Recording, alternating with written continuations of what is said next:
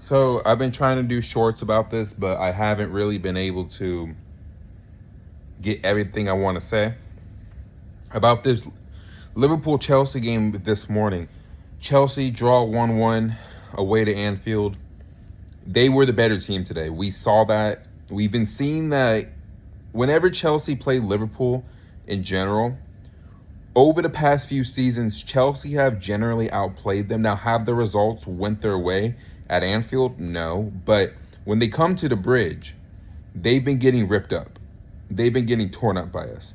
And today specifically, after Liverpool scored that first goal, I'm thinking, like my prediction, I said 5-0 because there was no evidence that this Chelsea team was gonna go to Anfield and get anything.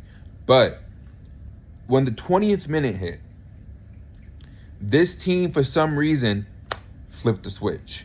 Cole Palmer was looking like Cole Palmer. Glimpses of it. Is he back to his best yet? No, but we saw glimpses of what he's able to do when he's provided the space. And Liverpool, the way that they play, is going to allow Cole Palmer to get in those half spaces and create chaos. Now, he was unfortunate not to get the goal in the second half. Marc Cucurella slightly offside. In another game, in another world, Marc Cucurella times that run perfectly, and Cole Palmer does finish off that rebounded chance, and Chelsea were going to be up 2-1. And the reaction when he scored that goal, you could see how much these players care about when he scores, because when Cole Palmer scores, the morale of the team just jumps up 10 levels, bro. Like, it just does. João Pedro today, exceptional. He's going to be the player of the season.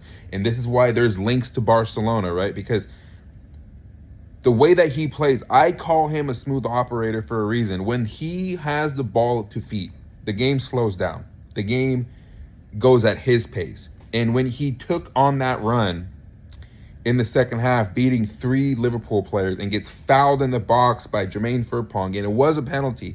A lot of people don't want to talk about this, but João Pedro does get a touch on the ball, beats Frimpong again, and Frimpong gets desperate. He has to put in a challenge. Otherwise, João Pedro's either shooting on goal or he's cutting it back to the runners that are coming into the box.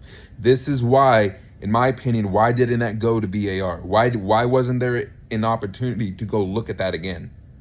Because if the referee has another view of it and he sees the angle that a lot of the fans saw, especially the away fans, it's a penalty every single day of the week. Now, Liverpool had chances. They hit the bar a few times. Virgil van Dijk, he hits the crossbar. Szoboszlai hits the post in the second half. But for me, generally, Liverpool were poor today. They weren't great. And it brings questions on whether or not Arne Slot is going to really be in the job. Now, they said he'll be back next season, but do the players want him there next season? I think they are so hot and cold that it's going to be a struggle for Liverpool next season, in my opinion, to actually compete for the Premier League, because I don't think Chelsea will be as bad next season. I don't even think Tottenham will be as bad next season. But the chasing pack is starting to honestly close the gap on the top 6. They really are. You have Bournemouth near the top 6. You have Brighton near the top 6. You have Brentford near the top 6, man. The supposed Big 6 is dead. Any team in the Premier League, if they have a good run and they have a decent season, could crash into that top 6. And top 6 may be good enough to get Champions League, right? This is why Chelsea's form has been just so disheartening, because Aston Villa, if they go win the Europa League, 6th place gets into the Champions League. As of right now, Chelsea do not have a shot. I believe now they're 6 points back of Bournemouth, and they're in 9th. Bournemouth have to lose their last 2 games, and I think Bournemouth are going to win at least one of their next 2 games to basically clinch Champions League. But if we could talk about the goal today from Chelsea. Now, people are asking, did Wesley Fofana touch the ball? No, there was space between the ball and his foot. That's Enzo Fernandez's goal. Enzo Fernandez now, in 58 games, has 24 goal contributions, right?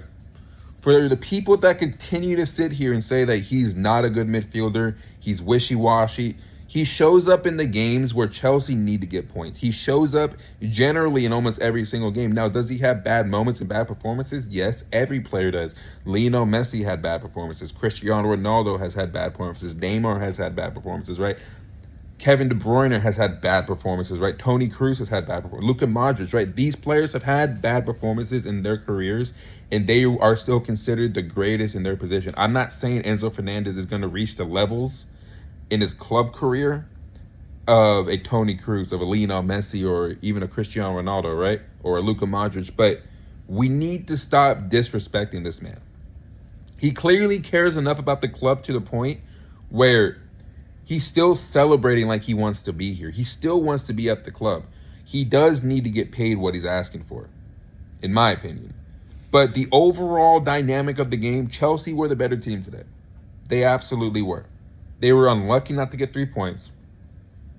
Now, in hindsight, it's a bad result because we needed 3 points today to get closer to a Champions League spot. But the Champions League has been dead for us for the better part since this horrible run has started. I've been saying this. I said Chelsea will finish 9th, and right now, I think they're going to stay where they finish. They're going to beat Spurs in their next Premier League game, but the real ticket for us to get into Europe is going to be by attempting to beat Manchester City in the FA Cup final next Saturday. My whole thing is this. If this team can find a way to not concede early against Man City and keep it close, there's no telling what can actually happen, right? Now, Man City won today 3-0 against Brentford. Now they're 2 points back behind Arsenal. Arsenal play West Ham away tomorrow, and if Arsenal win that game, it's all but over. I don't see Man City I don't see them catching them, right? So Arsenal, if they win tomorrow, will more than likely be the champions of England. That's poison in my mouth, but hey, you know, when you've been playing well for majority of the season, you have a minor blip. Every single title winner has some type of blip in their season. When Chelsea last won their last Premier League, they lost to Arsenal, and then they ripped off 13 straight games in a row and won, right? Teams like that go on runs will basically put enough of a point gap in between them to actually win the Premier League. Arsenal are going to win the Premier League, unfortunately. But Chelsea, to talk about them, if they find a way to not concede in the first 10 minutes and they can keep it close against Man City, keep it 0-0, 1-1 or whatever, there's no telling what could actually happen. I'm not predicting that they'll win. I think we're going to lose the FA Cup final. But at the end of the day, if this team can play the way that they played against Liverpool today, there is absolutely a chance that they can beat them. So, again, Chelsea, Liverpool, 1-1 draw at Anfield. We didn't lose to them this season, which is good, which is great. You know, we generally played Liverpool tough, home and away. So I can hang my hat on saying that we didn't lose to the Premier League champions of last season this season. But the overall season, the overall feel of this team is that if we didn't go on this horrific run of basically 2 months without a Premier League win, and we're still going on 2 months without a Premier League win, this team would be safe in the Champions League spots. But because you lose 6 straight and because you go out in the Champions League in such horrific fashion, this team deserves to finish outside of those European spots. The only saving grace is the FA Cup final. So we'll see what happens. There's a week to prepare for that. We'll see what injuries what players are going to come back from injuries. At this point, I'm seeing the same team. Maybe you put Reece James in the starting lineup. Levi Colwill today was exceptional. His first start in almost a year from coming back from an ACL injury. This is what I've been saying. Levi Colwill, if we had him in this squad the entire season, I don't think we're as bad defensively. He's a leader. He's vocal. He's commanding. And I feel more secure when he's back there. You just need to get another center half. And Wesley Fofana today wasn't bad. But, again, I think we can upgrade in that position. But outside of that, Liverpool were not good today. They were not good. And there's going to be questions about what is Arne Slot going to do to make shit different for next season? Because, like I said earlier in this video, I don't see Liverpool being... A lot of people think they're going to be good next season. I think they're going to be about the same. So we will see what happens. It'll be post Mo Salah, because Mo Salah is leaving at the end of the season. So we'll see what happens. But yeah, Chelsea, Liverpool, 1-1 draw, goals from Enzo Fernandez and Ryan Gravenberch. Chelsea were the better team today. But again, this would have been a good point if we didn't go on this horrific run of form. So yeah, that's it. I'm Jason, No Filter Chelsea. The streams and the videos, the regular content will be back starting Monday.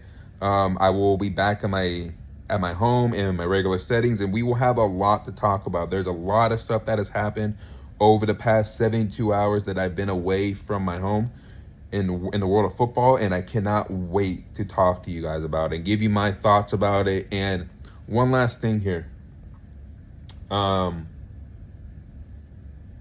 Going forward, when it comes to the World Cup next month, I will try to attempt to do some watch-alongs. It just depends on my work schedule. I want to do watch-alongs for the U.S. game, but I also want to be able to do watch-alongs for the bigger games. So we will see what happens. I'm Jason, No Filter Chelsea. Like, comment, sub, share this video, and I'll see you guys soon.